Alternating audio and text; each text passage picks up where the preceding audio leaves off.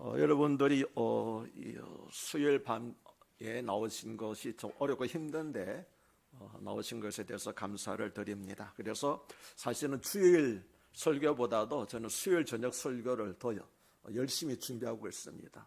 어렵게 나오시는 분들에게 좀 실망을 끼치지 않고 조금 더 은혜를 드렸으면 해서 사실은 주일 설교보다도 더 많이 신경을 쓰고 준비하는 것이 수요일 저녁 예배 설교입니다. 유명한 전도자인 빌리 그레이엄 목사님은 그리스도인들의 90%가 영적으로 패배하는 생활을 하고 있다고 말씀을 하였습니다. 그런데 그 원인은 성령의 도우심 없이 살아가고 있기 때문이라는 것입니다. 우리의 신앙을 방해하려는 사탄의 세력은 우리가 생각하는 것보다 훨씬 강하고 끈질깁니다. 그래서 성령의 도움을 받지 않고 자신의 힘과 노력만으로 신앙생활하는 사람은 100이면 100 다 실패할 수밖에 없다는 것입니다. 그것은 마치 6.25 전쟁 때 남하하는 북한군의 탱크를 소총으로 저지하려는 것처럼 그런 무모한 일이라고 하는 것이죠. 그러나 다행히도 우리에게는 사탄의 세력보다 수백 배, 수천 배 더 강한 성령의 도우심이 있습니다. 그러므로 성령의 도움 없이 신앙생활하는 것은 멀쩡한 자동차를 놔두고 걸어서 부산까지 가려는 것처럼 어리석은 일입니다. 오늘 본문은 성령님께서 어떻게 우리를 도우시는지 크게 세 가지 방면에서 말씀하고 있습니다. 첫 번째로 성령은 우리의 기도를 도와주십니다. 26절은 이와 같이 성령도 우리의 연약함을 도우시나니 우리는 마땅히 기도할 바를 알지 못하나 오직 성령이 말할 수 없는 단식으로 우리를 위하여 친히 간구하시느냐라고 말씀을 합니다. 여기서 이와 같이라는 말씀은 바로 앞의 내용, 즉 우리가 단식하면서 양자될 것, 그 몸의 구속을 기다려 참음으로 기다리는 것을 가리킵니다. 우리가 단식하는 이유는 아직 몸의 구속을 얻지 못하여 연약한 상태에 있기 때문입니다. 그런데 우리만 연약한 상태에 있는 것을 단식하는 것이 아니라 성령님께서도 연약한 상태에 있는 우리로 인해서 단식하고 계신다는 것입니다. 성령님께서는 우리를 양자로 보증해 주는 것으로 그치지 않고 최종적으로 구원이 완성될 때까지 도와주십니다.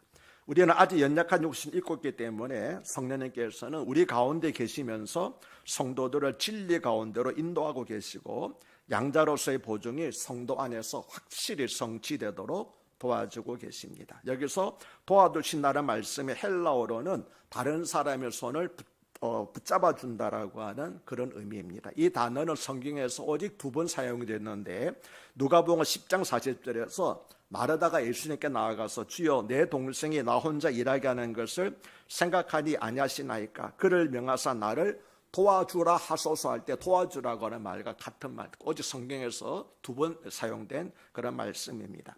이처럼 성령께서는 우리가 연약해 있을 때에 우리의 무거운 짐을 덜어주시고 곁에서 이렇게 세워주시며 붙들어 주십니다. 그래서 성령님은 수고하고 무거운 짐진 자들아 다 내게로 오라 내가 너희를 쉬게 하리라고 말씀하신 예수님처럼 또 다른 보혜사 우리를 도와주시는 분인 것입니다. 우리 연약함에는 여러 가지가 있겠지만 그 중에 한 가지는 알지 못함이라는 것입니다. 마땅히 알아야 하는데 알지 못하고 있고 또 알고 있어야 하는데 곧 잊어버리는 것입니다. 그래서 우리의 무지함이 우리의 연약함의 원인이 되는 것입니다. 그래서 성령님께서는 우리가 알지 못하는 연약함을 도우신다고 말씀합니다. 어떻게 도우십니까? 특별히 성령님께서는 간구하심으로 우리를 도와주십니다.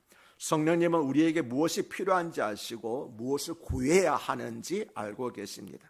우리는 알지 못하고 우리가 깨닫지 못하고 엉뚱한 것에 마음을 빼앗기고 마땅히 기도할 것을 잊고 지낼 수 있지만 성령님께서는 다 알고 계십니다. 그래서 우리를 대신해서 간구하고 계십니다. 간구하시되 우리를 위해서 간절히 기도하십니다. 어떻게 간구하십니까?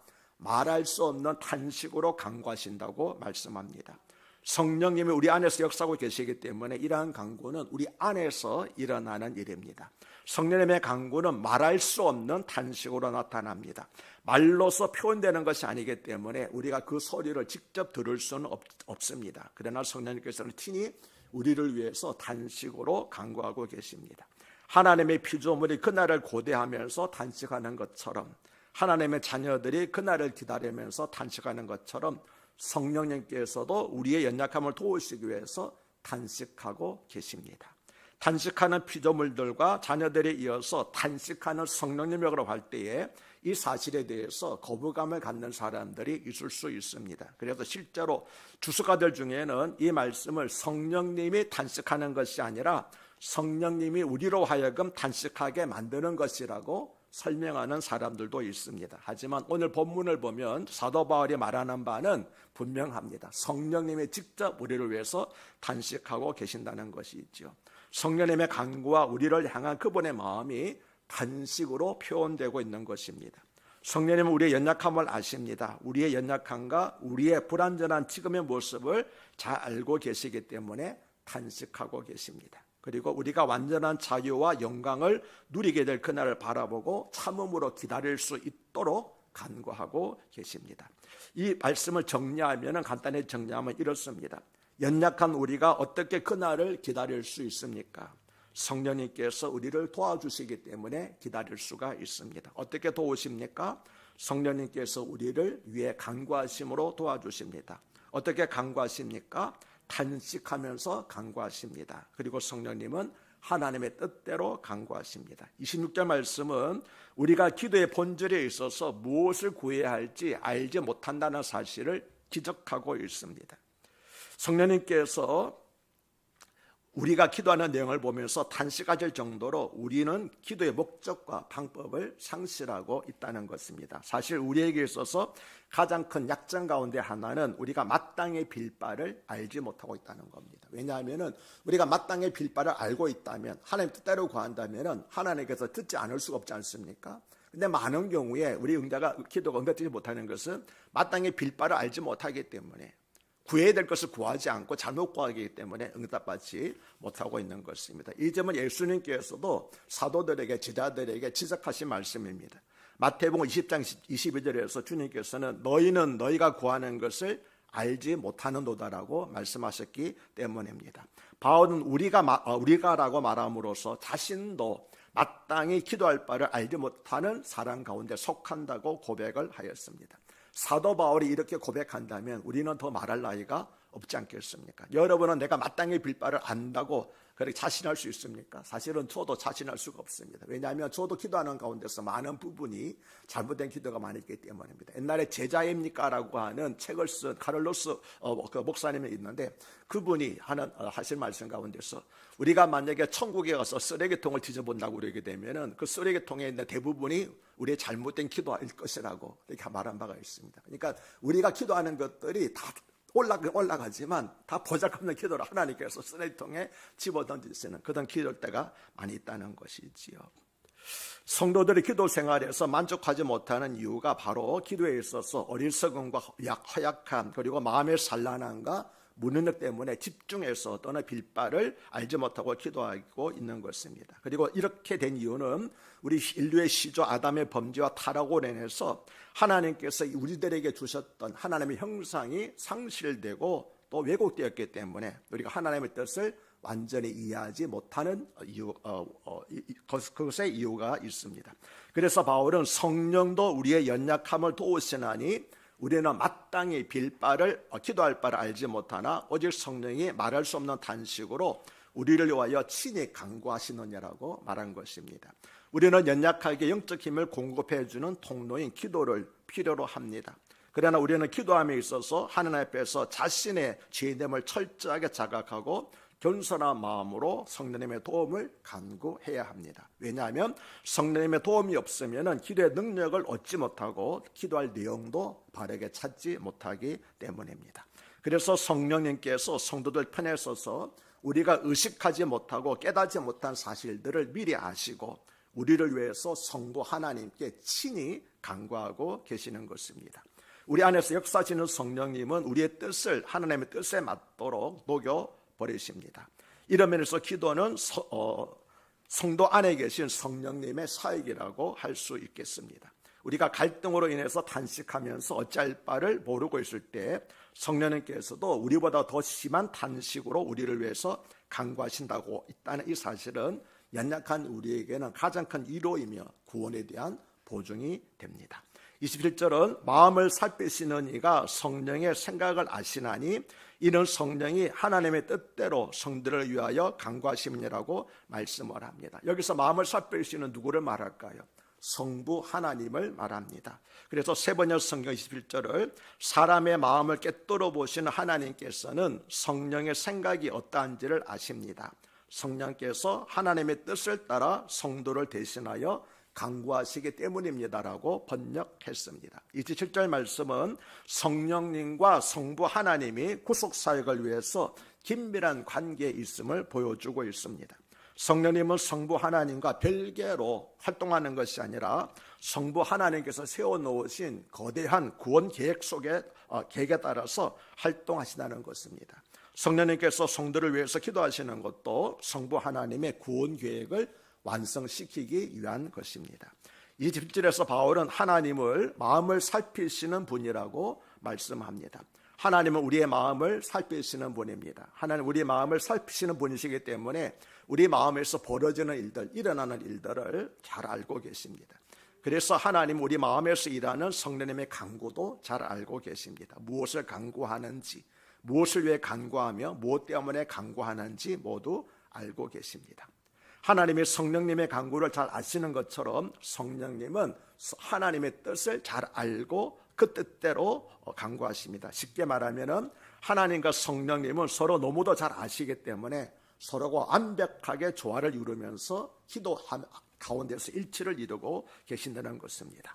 기도를 들으시는 성부 하나님은 기도하시는 성령님의 모든 생각과 의도를 아시고 기도하시는 성령님은 기도를 들으시는 성부 하나님의 모든 계획과 뜻을 잘 알고 계십니다. 이처럼 한 마음과 한 뜻과 한 생각과 한 분의 하나님이 함께 일하시는 것이 우리의 기도라는 것입니다. 놀랍지 않습니까? 그래서 성령님의 간구하심은 반드시 응답될 수밖에 없는 겁니다. 왜 그렇습니까? 하나님의 뜻대로 구하시는 것이기 때문에. 예수님께서는 성령님의 사역에 대해서 요한복음 14장 17절과 18절에서 그는 진리의 영이라 세상은 능히 그를 받지 못하나니 이는 그를 보지도 못하고 알지도 못함이라. 그러나 너희는 그를 아나니 그는 너희와 함께 거하시며 또 너희 속에 계시겠습니다. 내가 너희를 고와 같이 버려두지 아니하고 너희에게로 오리라고 말씀을 하셨습니다. 여기서 예수님께서 내가 너희를 고와 같이 버려두지 아니하고 너희에게 오리라는 말씀은 언제를 가르치는 것일까요? 두 가지 질문입니다. 첫째는 예수님의 재림을 가리킵니다. 두 번째는 성령 강림을 가리킵니다. 뭘 말할까요? 내가 너희를 고아처럼 버려두지 않냐고 내가 다시 오라는 말씀은 예수님의 재림이 아니라 성령 강림을 말합니다. 왜 그렇습니까? 성령님은 예수의 영이요 그리스도의 영이기 때문에 예수님께서 영으로 우리에게 다시 오신 것이 오순절 성령 강림 사건입니다. 아멘이십니까? 예수님은 결코 우리를 고아처럼 버려두지 않으시기 위해서 다시 오신 것입니다. 이처럼 우리가 의식적이든 무의식적인데 간에 하나님께 기도하며 신앙생활을 할 수 있는 것은 우리 자신의 기도 능력 때문이 아니라 우리 안에 계시는 성령님의 도우심 때문이라는 것입니다. 우리의 연약함을 우리도 잘 알고 있지 않습니까? 우리가 기도하지 못할 때가 얼마나 많습니까? 또 기도하지만 하나님의 뜻대로 구하지 못할 때가 얼마나 많습니까? 어떻게 기도해야 할지 모를 때도 있고 마음이 힘들고 복잡해서 아예 기도가 되지 않을 때도 많이 있습니다. 낙심되고 지쳤을 때도 있고 여러 문제들과 힘겹게 씨름할 때도 있습니다. 우리는 살아가면서 정말 다양한 어려움과 원치 않는 상황을 만나기 때문에 때로는 낙심하고 실망하여서 아예 기도를 포기하고 그렇게 살아갈 때도 많이 있습니다. 그런데 성령께서는 그 모든 상황에서 우리가 마땅히 빌 바를 알지 못하거나 아예 기도하기를 포기하고 있을 때도 우리를 위하여서 탄식하면서 기도하고 계신다는 것입니다. 더구나 하나님의 뜻대로 기도하고 계시지요. 그래서 우리가 우리 안에서 간구하시는 성령님을 생각할 때 그날을 다시 말하면 우리 몸의 구속이 완성되는 그날, 영원하게 될 그날을 참으면서 기다릴 수가 있는 겁니다. 비록 우리는 우리의 연약함 때문에 힘겨운 싸움을 계속하고 있지만 그럼에도 불구하고 나를 위해서 간구하시는 성령님을 생각함으로 힘과 위로를 얻어서 그때를, 그날을 바라보면서 기다릴 수 있는 것입니다. 그래서 우리에게는 두 분의 중보자가 계십니다. 하늘에서 일하시는 중보자와 마음에서 일하는 중보자 두 분입니다. 누굽니까?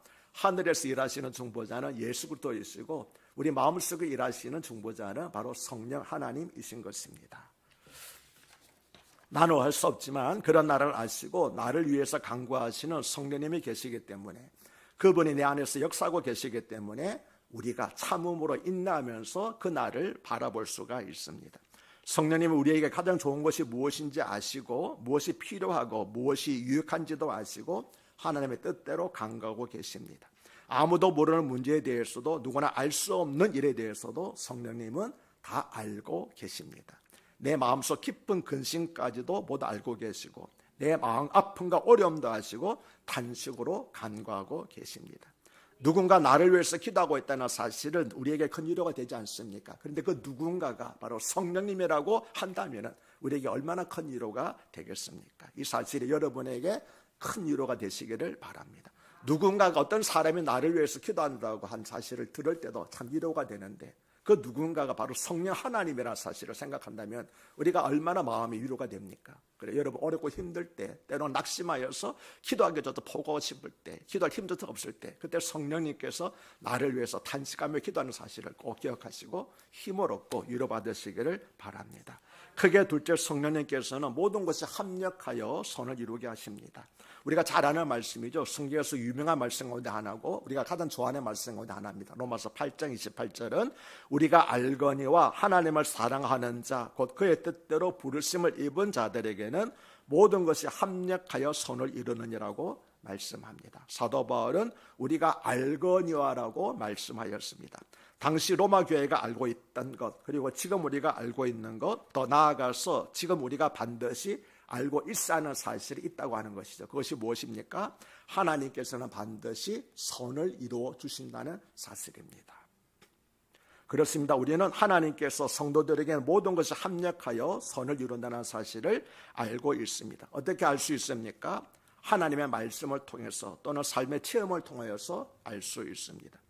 사랑이라 한번 생각해 보십시오. 우리 큰사랑교회가 세워지게 했던 것도 어떻게 세운지 아시지 않습니까? 우리가 얼마나 절망되고 탄식했습니까? 그래서 이럴 수가 있느냐고. 그랬지만 하나님께서는 그 악을 선으로 바꾸셔서 오늘 큰사랑교회가 있지 않게 하셨습니까? 제가 불구자의 몸으로 목사와 선교사가 된 것도 하나님께서 모든 것을 합력하여 선을 이루게 하신 것입니다. 만일 제가 몸이 성하였다면 저는 목사도 되지 않았을 것이고 선교사는 더욱 되지 않았을 것입니다. 저는 확신합니다.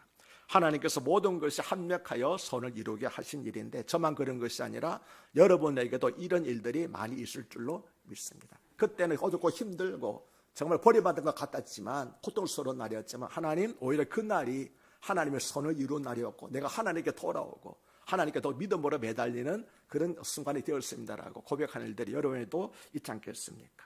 하나님을 사랑하는 자, 곧 그의 뜻대로 부르심을 입은 자들에게는 모든 것이 합력하여 선을 이루냐는 말씀은 간단한 말씀 아니기 때문에 이 말씀의 의미를 조금 더 분명히 살펴보도록 하겠습니다. 첫째, 누구에게 이 일이 이루어집니까? 바울은 하나님을 사랑하는 자, 곧 그의 뜻대로 부르심을 입은 자들이라고. 모든 사람이 아니라 어떤 사람들입니까? 하나님을 사랑하는 자, 곧 그 뜻대로 부르심을 입은 자들이라고 그 대상을 한정하였습니다. 그런데 이 말씀은 자칫 하나님을 부르심을 입은 것은 하나님을 사랑하는 것에 대한 보답으로 이루어졌다는 오해를 할 수가 있습니다. 다시 말하면 내가 하나님을 사랑하지 않으면 하나님께서는 이런 일을 하지 않으실 거라고 오해할 수가 있다고 하는 것이죠. 그렇지만 하나님께서 성도들을 선택하시고 부르신 것은 인간의 어떤 행위에 대한 보답으로 이루어진 것 아닙니다. 왜 그렇습니까?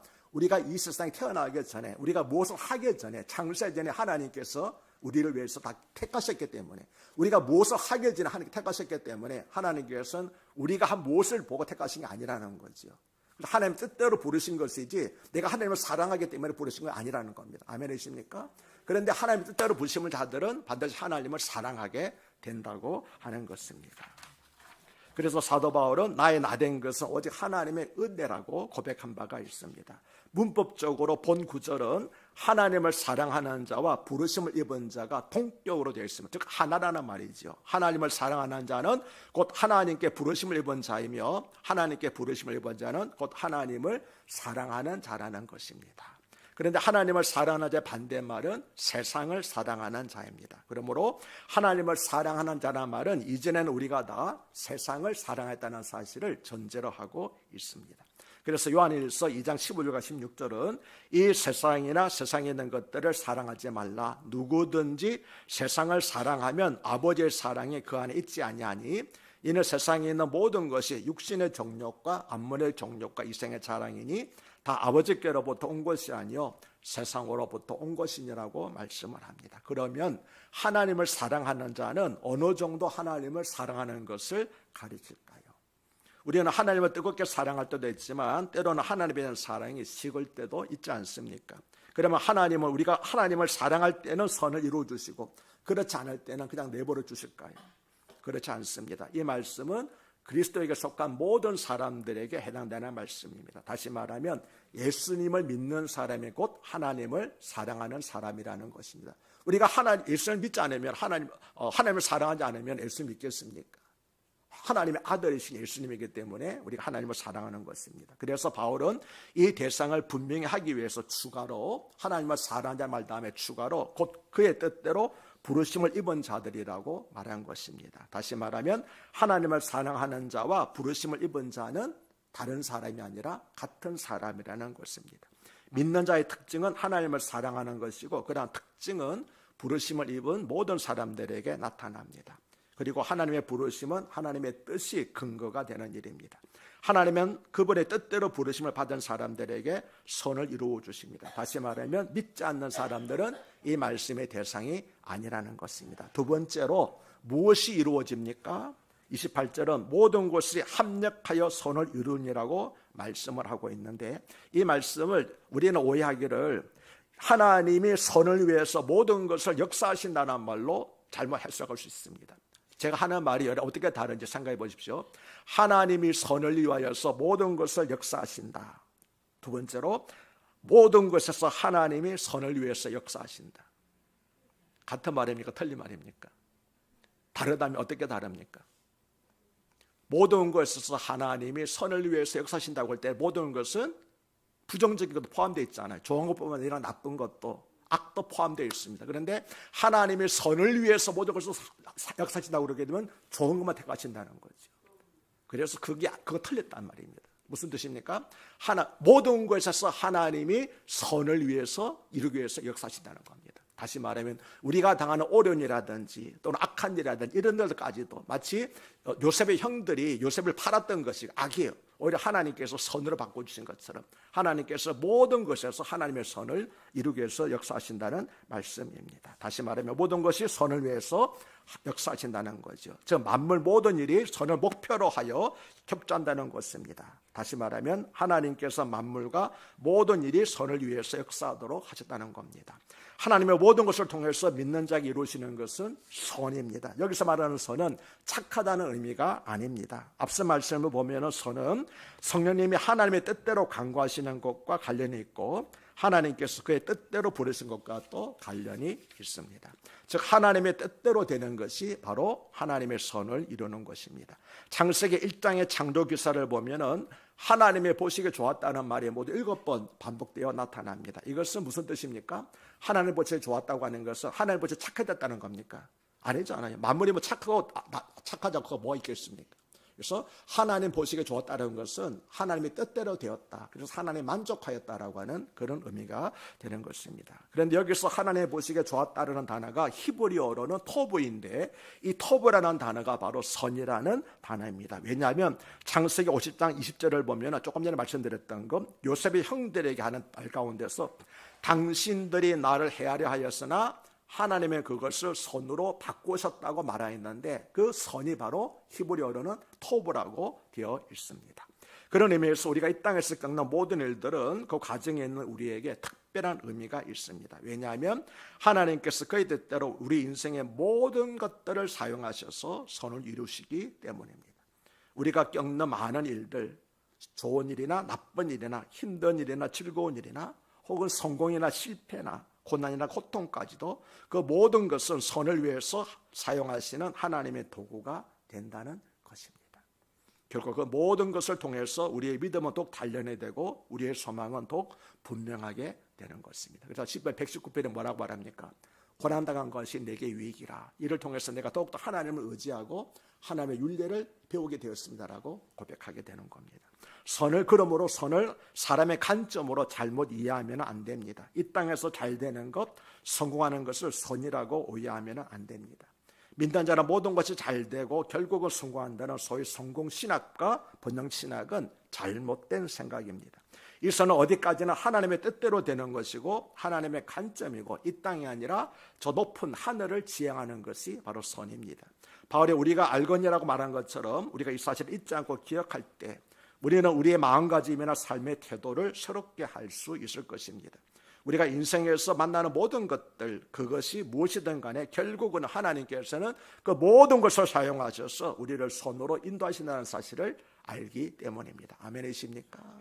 세 번째로 성령님은 우리가 구원의 완성에 이르도록 도와주고 계십니다.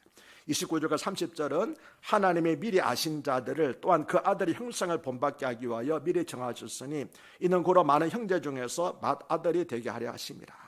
또 미리 정하신 것들을 또한 부르시고 부르신 것들을 또한 의롭다 하시고 의롭다 하신 그들을 또한 영화롭게 하시느냐라고 말씀을 합니다. 이 말씀은 성령님께서 끝까지 성도를 보호하셔서 온전한 구원에 이르도록 역사하시는 것을 보여주고 있습니다. 그러므로 우리는 성도의 구원에 대하여서 아무나 걱정이나 의심을 할 필요가 없습니다. 왜냐하면 성도의 삶에 있어서 구원을 시작하신 분이 성령님이시고 구원을 완성하시는 분이 또한 성령님이시기 때문에 그러한 것입니다. 성령님께서 우리의 믿음의 확신을 주시고 우리가 하나님과 예수 그리스도 그리고 성령에 대하여서 믿고 될 뿐만이 아니라 구원의 소망과 확신을 갖게 하십니다. 29절과 30절 말씀은 하나님의 자녀가 그리스도의 모습으로 빚어지는 과정을 말하고 있는데 이것을 구원의 여정으로 말하기도 하는데 오늘 본문에서는 모두 5가지 과정이 나오고 합니다. 하나님에 대해서 우리가 어떻게 선을 이루시는지 이 과정에 대해서 황금사슬 또는 연결고리라고도 표현합니다. 왜냐하면 이 모든 과정이 절대로 끊을 수 없도록 서로 연결되어 있기 때문입니다. 5가지 과정은 이래합니다. 미리 아심, 예지라고 말하기도 하죠. 두 번째로는 미리 정하심입니다. 예정이라고도 말합니다. 세 번째로는 부르심입니다. 소명이라고 말하지요. 의롭다 하심, 네 번째 칭의라고 말합니다. 마지막으로 영화롭게 하심, 영화입니다. 참고로 이것이 구원의 모든 과정을 다 말하고 있는 것은 아닙니다. 우리가 전에 조직신학에서 배웠던 것처럼 구원의 여정 이외에도 도로 있잖아요. 회개도 있는 것이고 그 다음에 양자가 되는 것도 있고 성화가 있고 인내도 있고 여러 가지 있습니다. 그러나 대표적인 것 5가지만 말하고 있습니다. 근데 여러분 잘 보시면은요, 이 5가지 과정에 모두 과거 현재 시제가 아니라 과거 시제로 표현되어 있음을 발견할 수 있습니다. 첫째, 하나님께서는 미리 아셨습니다. 그런데 미리 안다는 것은 지적으로 안다는 것 이상의 의미를 가지고 있습니다. 성경에서 안다고 한다고 하는 것은 지식적인 알미 아니라 체험적인 경험적인 암을 가리켜 말하고 있습니다. 그래서 미리 아는 것은 대부분의 주석가들이 동의하는 것처럼 소중히 여기는 것, 즉 사랑하는 것과 같은 의미로 이해할 수가 있습니다. 그래서 한 주석가는 이렇게 말했습니다.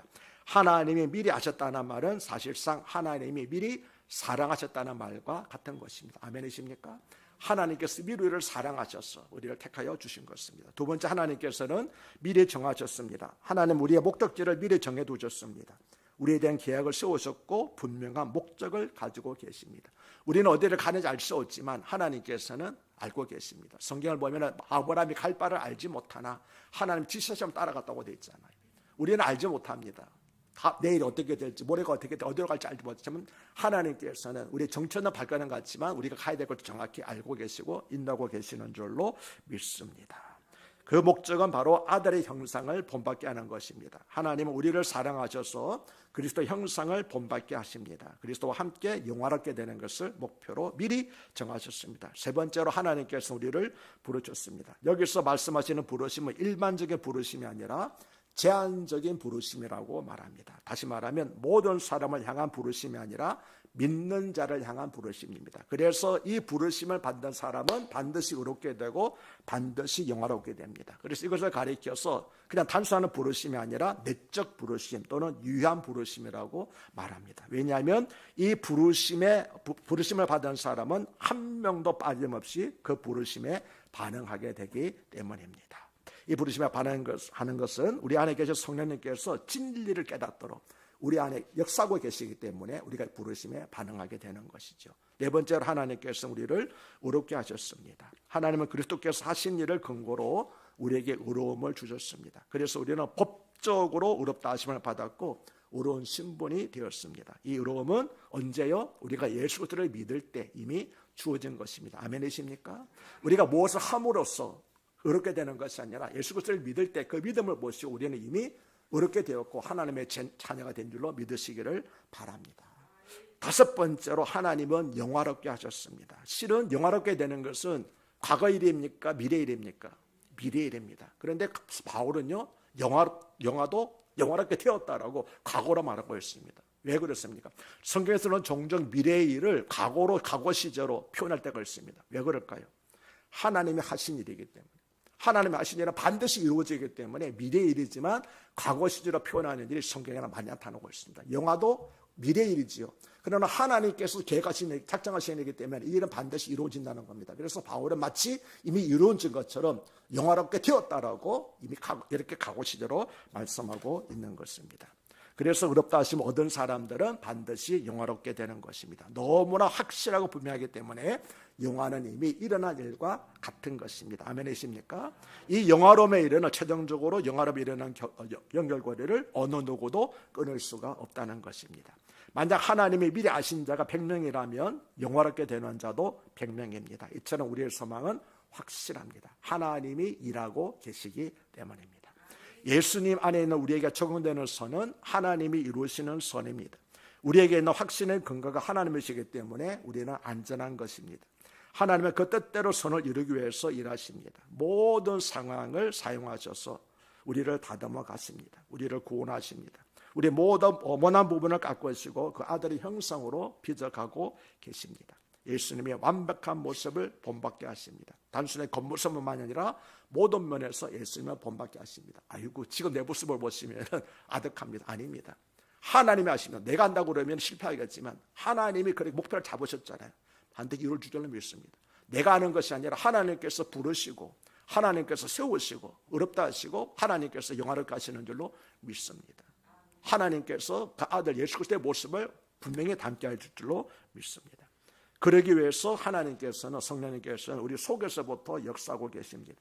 우리 속을 변화시키고 변화된 내면을 통해서 우리의 겉을 바꾸어 가시고 계시는 것입니다. 결과적으로 이 같은 하나님의 일하심으로 말미암아 우리의 삶이 결정적으로 변하게 되는 것입니다.